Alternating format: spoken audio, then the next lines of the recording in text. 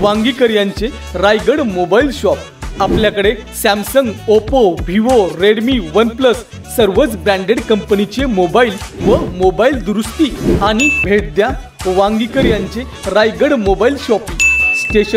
मंगळवार पेठमध्ये आहेत आपण आता। 2 दिवस माऊलीचा मुक्काम असतो, आज दुसरा दिवस आहे।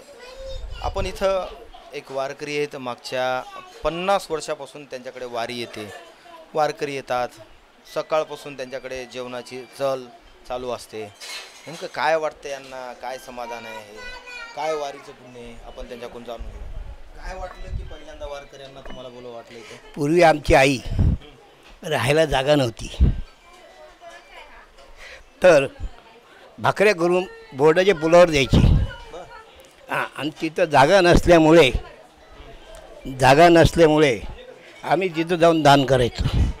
त्याच्यानंतर आम्हाला जागा मिळाली तर 5 माणसं वारकरी, 5 म्हणता 10 ते 20 असे करता 50-100 झाले तरी आम्ही करतो। वारकऱ्यांची सेवा ही आमची सेवा, हेच आमचं पुण्य। तुम्हालाच खायला नव्हतं बरोबर, मग वारकऱ्यांना कसं? तर वारकरी मी नोकरी केल्यापासून आलेलो आहे, नोकरी करत होतो मुंबईमध्ये। नोकरी करत 2 रुपये पगार होता, तेव्हापासून मी हे सगळं मला नाद लागला, तेव्हापासून मी हे सगळं देवाचं करत आलेलं आहे। आणि आमच्या भावाने आम्हाला एकनाथ महाराजांच्या इथं त्यांनी माळ घालायला लावली। आणि निवृत्तीनाथ म्हणायचे, तुम्हाला माळ घालायची असेल तर नानाबेडची दिंडी होती 4 नंबरच्या दिंडीमध्ये मला त्यांनी सांगितलं की तुम्ही 200 माणसं बसलेली, त्यातून त्यांनी आम्हाला बोलवलं। ह्या वारकऱ्याला इथं वारकरी नाही आहे तरी त्याला बोलवा। मी 7 वर्ष पहिले काय माळ घातलेली नव्हती, मानाची माळ केली। आणि त्याच्यानंतर म्हणले की तुम्ही 3 वर्ष झाले इथे ब्रह्मगिरी प्रदक्षिणा मारायला येत आहे। मला हो, मी जरूर येतो। त्याचं कारण काय, मला समाधान मिळालं म्हणून मी आलो आहे। त्या समाधानाकरता आजपर्यंत मी वारकऱ्यांना विसरलो नाही। आणि त्याचं पुण्य मिळो न मिळो, पण आपलं कर्तव्य आपण करत राहायचं। तुमच्या जीवनात काय बदल झाला? माझ्या जीवनात होती की राहण्याची जागा नव्हती मला। 10 बाय 10ची बी खोली नव्हती, 7 बाय 5ची खोली होती, त्याच्यात मी हे सगळं प्रकरण करत आलेलो आहे। आज माझी 2 दुकानं आहेत, 2 फ्लॅट आहेत, सगळं काही आहे। मुलांची नात्यांची लग्न झाली, हे सगळं माऊलीच्या कृपेने झालं, माऊलीच्या कृपेने झालेले आहे। आज माझी मुलगी बँकेत बी कामाला आहे, माझी मुलगी एक LIC बिल्डिंगमध्ये होती। त्याच्यामुळे आज मला सगळं समाधान आहे। मुली जावई चांगले मिळाले, व्यसनवाले नाही आहे, काही नाही, आरामशीर मला ते सांभाळतात। किती वाट बघता तुम्ही माऊलीची सोहळ्याची? अहो, वाळी आली तर माझ्या घरात भांडणं होतात, पण मी म्हणतो मला करायचंच, काही झालं तरी करणार। आणि त्याच्याकरता काही कष्ट झाले तरी हरकत नाही, पण मी करणार। तर त्या कष्टाकरता प्रश्न माऊली आपल्या दारात येतात, ह्याला महत्त्व देतो मी। आणि मित्र कंपनी आली की त्यांना मी बोलवत असतो, तुम्ही आमच्या घरी या, जेव्हा तुम्ही बघा कसे असतात कसे नाही, त्या पद्धतीने आपण कसं वागावं हे तरी शिका। का नुसतं आपलं खाण्यावरती लक्ष नका ठेवू। काय आपण खाण्यावरती लक्ष ठेवू ना, खाणं तर जिंदगीभर खातो आपण, पण प्रेम कसं द्यावं हे माणसाकडून शिका। प्रेम दिलं तर सगळ्या गोष्टी मिळतील, आणि प्रेमाचा आशीर्वादच घ्यावा, हीच माझी विनंती आहे सगळ्यांना। वारकरी जेव्हा इथून आता 100-280 किलोमीटरचा प्रवास, हो, संसाराला विसरून सगळं, काय वाटतं तुम्हाला ह्या वारकऱ्याबद्दल? अहो, प्रश्न आमच्या भावाने कमी 25 वर्ष वारकरी केली, वारी केली, पण मी काय केली नाही। तुमच्या घरातच वारकरी? हां, माझ्या घरात आमची आई 92 वर्षाची ती गवळण म्हणायची। आणि ते आले की म्हणायचे आम्हाला दुसरं कोणते आजी कुठे, त्यांचे पाय पडून द्या। इथं तिच्याकरता पसंत खोली घेतली आणि इथंच राहत होती, बसत होती। तिच्याकरता ती गवळण म्हणायची। त्यानंतर मग आमच्या जेवणाला सुरुवात करायची। वारकरी म्हणजे आता जेवण करा, मग आम्ही जेवण करायचं। पांडुरंग कुठे, पंढरपूरमध्ये या वारकऱ्यामध्ये? वारकऱ्यामध्ये हो, पंढरपुरात काय सगळे आपण दिसलं तुम्हाला? मग आम्हाला दिसतं आहे, मी तर त्याच्या माझ्या मनात आहे, सगळ्या गोष्टी करतो आणि म्हणून मला ते दिसतात। माझं ऑपरेशन झालं तरी खेममध्ये मी होतो। काय मला डॉक्टरने सांगितलं तर बिलकुल पाय खाली सोडायचं नाही, पाय जर खाली सोडले तर तुमचं गॅरंटी नाही। तर मी माझ्यासमोर कोणी नव्हतं तरी त्यांनी असे झोप आली तरी असं केलं आणि मी आणि जप माझा चालू होता। आणि 111 माळा केल्या मी, 111 म्हणजे 1000च्या पुढे गेलं। तर त्याच्यामुळे मला असं वाटलं की पांडुरंग आपल्या पाठीशी आहे।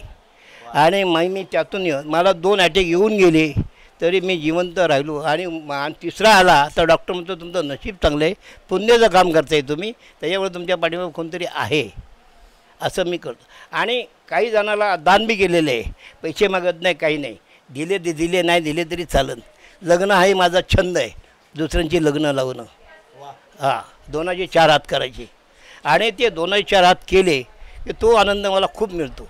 कशी तयारी करतो 2 दिवस अगोदर? माऊली येणार आहे 2 दिवस माऊली मी त्यांचे 8 दिवस आमच्या घरामध्ये तेच पहिलं असतं. सगळी तयारी करत असतो मी आणि ती तयारी केल्यानंतर मला मग मित्रांना मी सांगत असतो की या बघा आपण काय कसं वागतो. हे काही खाणं पिण्याला महत्त्व नका देऊ. तुम्ही भेटले मला, आले माझ्या घरात जेवले, हे मला आनंद आहे. हेच देवाचं पुण्य मला मिळतं आणि तुमचं पुण्य मला मिळतं. 10 बाय 10च्या रूममधून प्रवास करणारे हे माऊली आहेत. यांच्याकडे बघा जवळपास 60 वर्षाच्या वरचं वय आहे. 10 बाय 10च्या रूममधून प्रवास केलेले. आज पुण्यासारख्या शहरामध्ये स्वतःचे 2 दुकानं आहेत, मोठमोठाले घरं आहेत, बिल्डिंग आहेत. माऊलीनं सगळं वैभव दिलं.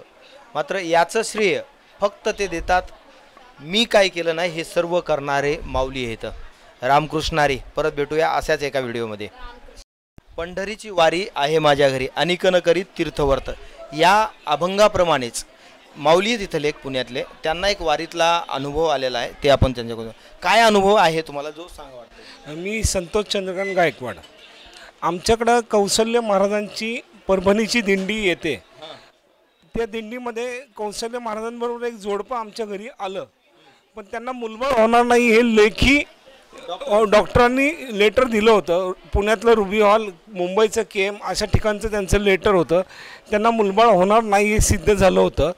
तर ते वारीला आमच्याकडं पहिल्यांदा प्रसादाला आले आणि त्यावेळेस त्यांनी ते म्हणाले की आता यांना मी 3 वर्ष वारी करायला सांगितलं आहे, तर 3 वर्ष त्यांना देव दृष्टांत देईल. तर पुढच्या वर्षी येताना ते एक बाळ आमच्या घरी घेऊन सोबत आले. त्यावेळेस आम्हाला आश्चर्यचकित झालो आम्ही की ज्या मुलाला माणसांना अपत्य होणार नाही हे सिद्ध केलं आहे, हे अपत्य त्यांना झालं आहे हे आमच्या डोळ्यासमोर वारीच्या रूपाने बघायला भेटलं. वारीच्या वातावरणामध्ये हे आम्हाला अनुभवायला भेटलं आणि ते अपत्य झाल्यामुळे त्याचे आईवडील फार आनंदी होते. आम्ही त्यांचा बारशासारखा छोटा कार्यक्रम घरी केला आणि त्यांनाही आनंद वाटला, आम्हालाही आनंद मिळाला आणि तो कार्यक्रम छान झाला. वारी काय शिकवते? वारीमध्ये तुम्ही गरीब, लहान, मोठा, श्रीमंत ह्याचा भेदभाव करू नका. कोणाला तुच्छ मानू नका.